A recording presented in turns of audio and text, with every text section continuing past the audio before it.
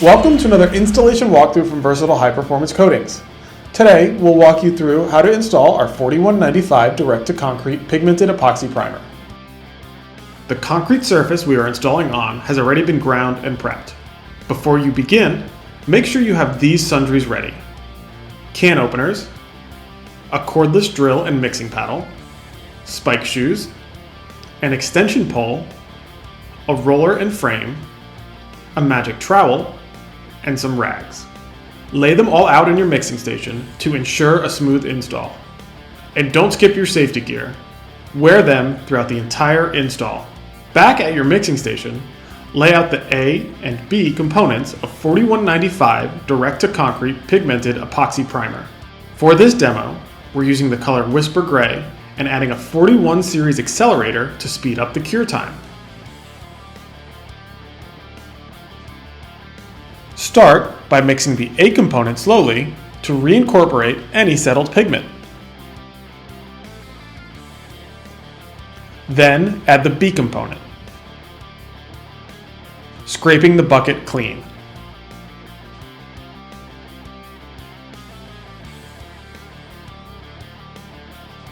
If you're using an accelerator like we are, add it after combining the A and B components.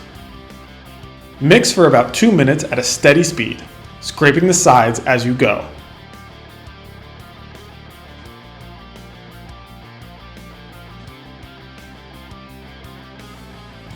Suit up in your spike shoes. To make it easier when you're using your trowel and roller, you can start by doing cut-ins, where you take a brush and hand paint the epoxy along the sides and edges of your surface to create a boundary. Then, pour a 6 to 8 inch ribbon of epoxy across the floor, starting at the back of your work area.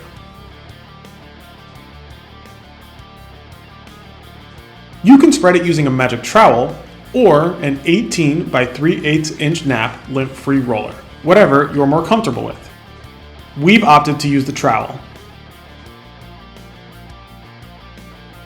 As you spread, keep a wet edge.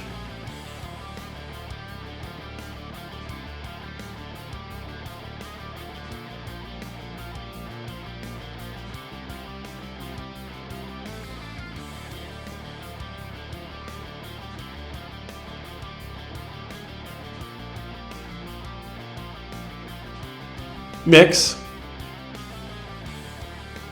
pour, spread. Repeat this process until the whole surface is coated. If you started with a trowel, switch to a roller. Use that roller to backroll the epoxy. First in the opposite direction, then back again for an even finish.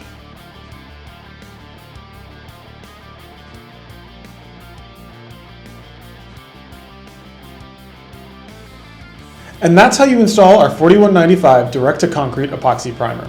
If you are broadcasting decorative flake or quartz into the epoxy, you'll want to broadcast immediately into the wet material. If you are applying another coating over the primer, allow it to reach the recommended recoat window.